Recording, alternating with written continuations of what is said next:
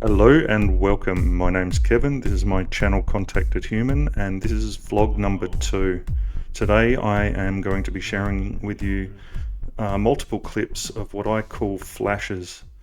It sounds a bit sus, I know, but yeah, not those sorts of flashes. These are flashing lights that I see in the night sky. Generally, in fact, 99.9% of the time, I see these guys directly above me. Now, to me, I don't expect you to believe me off the bat, but to me, I know 100% that these ones that flash are definitely not human. They communicate with telepathy. They show up straight away, straight after CE5 meditation, excuse me, and they communicate when I flash light at them as well, and they flash back. They're not aeroplane strobes. I'll show you that as well. And they also exhibit signs of things that nothing no normal aircraft can actually do. So I'll start showing you these clips, and I'll talk through what my thinking is and why I think that, but I'll just bring one up just to start with. These are in no particular order. This one here is from April 2024. In fact, the 17th of April. I had just walked outside and I had just concentrated on, I closed my eyes and meditated on achieving contact. This is what happened. This is directly above me. Now, as you can see, it's not a regular pulse. It's not an airplane. There's no visible structure. The default for the, I'm using Bushnell Equinox Z2 night vision. The default is 3 times zoom. And jets at even extremely high altitude, they show up as jets. You can see them.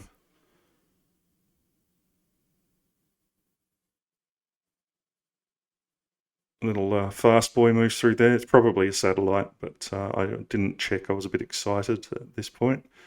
Now, it looks like it's moving in a bit of a straight line, but if you actually watch the stars around it, she's jumping all over the place. It's definitely not a straight line.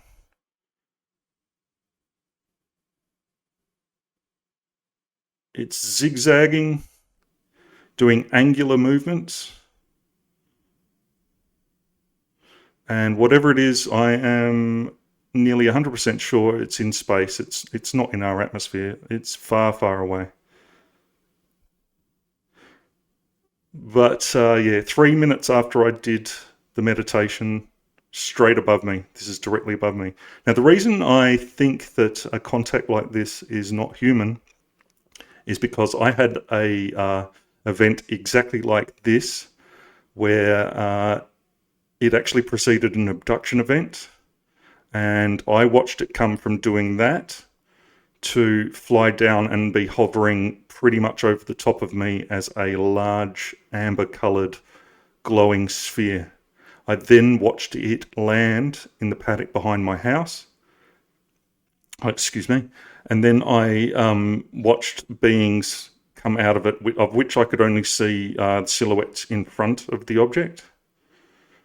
They then got back in it and flew off. I ran inside, I grabbed my dad, he saw it fly off with me as it made its way through the clouds and became once again a flashing object in the night sky. I will, like I said, I'll be going deeper into my abduction events. I don't have a lot of answers nor a lot of details when it comes to them. I'm not one of these people where they gave me space pancakes and I met some like lady who like wore certain clothes, blah, blah, blah. It's all a bit fuzzy and all a bit, yeah, no answers really. I'm not sure what I'm whispering there. Quite often when I'm filming these, I go into almost like a fugue state where I don't remember it afterwards. And quite often they go for a long time and it feels like a couple of seconds have passed. So that ran for like 2.5 minutes before, yeah, it's gone behind a tree now, and it seemed to just disappear. It stopped. So I'll bring up another clip for you. Actually, I'll bring up just quickly, I want to show you an aeroplane through the night vision, just so you get an idea of uh, what a plane looks like. Okay, so this is at 3 times. This is an extremely high altitude airplane. As you can see, details of the plane actually show up. They don't get much smaller than that. That's pretty much at max ceiling for jets, even fighter jets that I see flying over, and even, I'm not going to say what sort of jets, but I see other sorts of jets coming and going that aren't civilian craft. That's not a civilian craft, by the way, but I see them at immense height, and yeah, you can see detail on them. So yeah, that's what a jet looks like through the night vision, just to give you an idea. So the next clip I want to show you is a stable clip taken on the tripod with the night vision. The tripod was not wobbling. It's an object that shows up in one frame, and it leaves a trail that is definitely not a shooting star, nor a plane, nor anything that any man-made vehicle can do. So I'll just bring this one up for you. This was the 12th of March, 10 to 5 a.m. So you check this out. So this is on the tripod. As you can see from the stars, nothing's moving, and there it goes. There it is. It's at the end. Okay, play that for you again. So this is on one frame.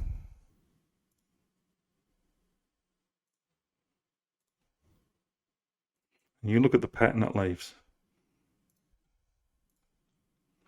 Now, bugs do not show up glowing.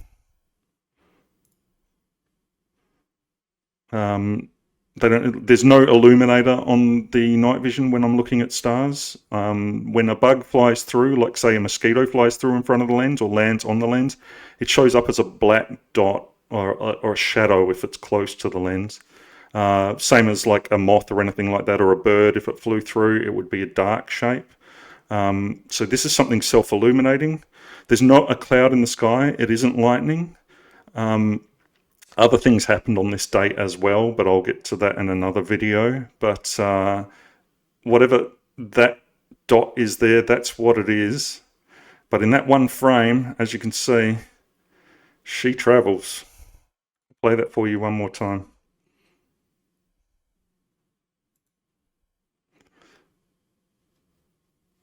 I actually have a still of it as well that I'll bring up for you.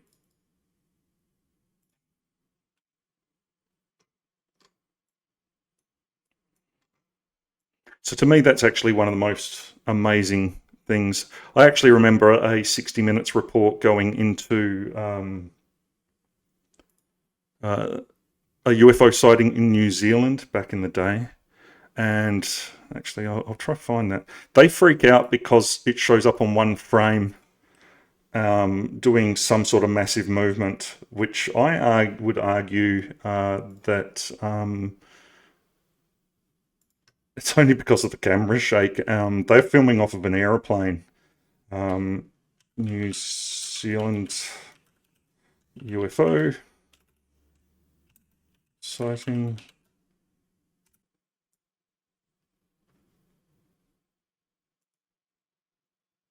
So this is a video from 1978, and it was filmed from an aeroplane.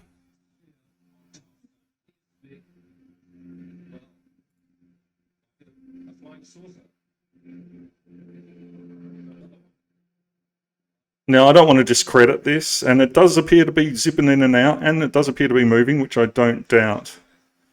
But they freeze it on one frame.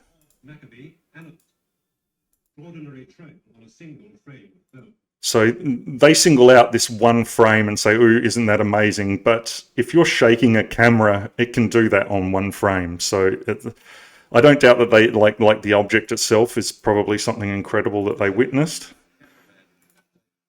but once again, that's one frame of a stable on a tripod night vision shot, not an airplane.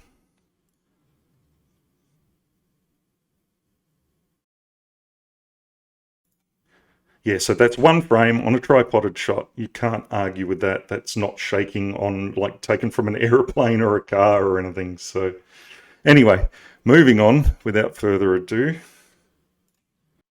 Okay, so this one, once again, this is on the iPhone. This was taken directly above me, quite early in the morning from memory, about 5:30, 6 o'clock. I can't see the exact time on here at this point. But I'll play this one for you anyway and see what you think. But it's exactly the same thing, as you'll see. So I had a quick meditation, and there it goes.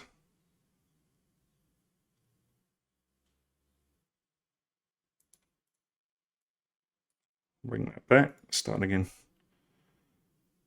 I pulled the phone, I meditated, pulled the phone out, pointed it straight up, and it was there already. Does several flashes, disappears, that's it. Nothing else.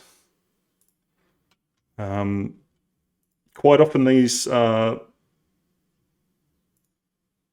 followed by sightings of orbs, not satellites. They'll be orbs. They don't fly in a straight line, far from it. In fact, I have image. This is a follow-up to that event, not soon after. Let's see, I'll just cue that up. Once again, this is the iPhone main camera, 4K, 30 frames per second. See this up here?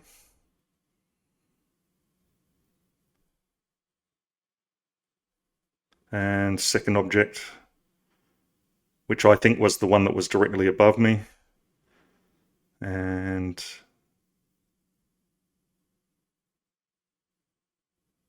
flashes again as well. Let's just go back and watch that again as well. So an object moves in here, which it could be fair enough. That could be a satellite, but this second object. So satellites don't pulse in and out. Tumblers do, but they will tumble across the sky, literally. So a tumbler is a satellite. So I don't know if you can see, but there's actually there's more than 3 objects up here. It's hard to actually zero in on. But tumblers are satellites that or space junk that are tumbling through space. They will pulse in and out as they fly along, and they're not on any sat tracker, of course, but so here's one more example of a similar flash to that one that happened in one frame. So once again, this is stable footage following these 2 objects, more than likely satellites, and there, play that for you again. Watch around this area here. Right there. Play that again. Right there. One more time.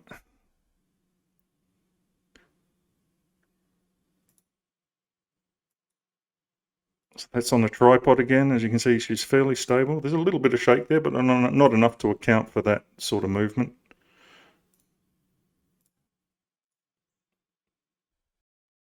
There it is. Okay, so on one frame, once again, almost looks like a triangular object. Just for a brief second.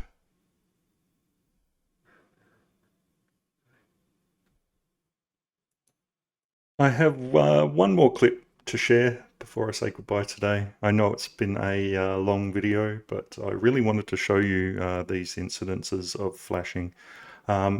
This one leaves no doubt in my mind that there was some sort of communication going on. Now I've got to let the sound up quite loud for this one because I want you to hear. It was quite a windy day, and my neighbours have a wind chime. Some of these objects I'm 100% sure were satellites. I don't think all of them were, but damn, this is one of the busiest shots that I've ever taken. But what's interesting is every time the wind chime goes bong, for want of a better word, one of these things actually flashes in time with the wind chime, not just once, but 2 or 3 times. So I'll just play this for you and see what you think. Hear that? Ding. And it flashes. Look.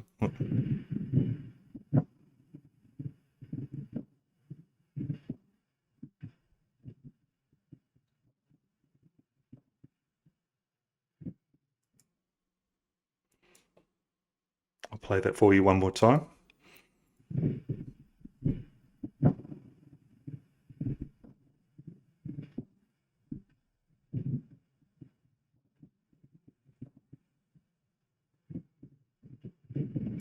Now, I don't know if you can see that, but that actually chucks a perfect 90-degree turn as well. Sits still for a second and then starts flying again. Each time it flashes, even it slightly flashes, it's like it's an oscilloscope for the wind chime next door. So the wind chime actually does, in between two large sounds, it does a little tinkle. And when it does a little tinkle sound, it does a little minute flash. It hardly goes off at all. And then there's another big tink sound, like another larger sound from the wind chime, and it does a bigger one. You watch. I'll play it one more time. Watch its movement very carefully, and you listen for the wind chime.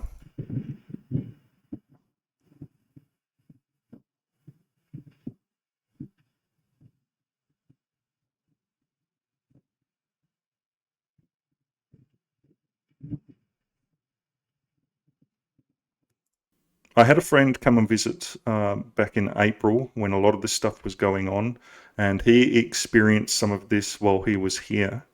Now, word of warning, he has had happen what I think is what they're referring to as the hitchhiker effect, where just recently he's started having experiences around him very similar to what I've been having.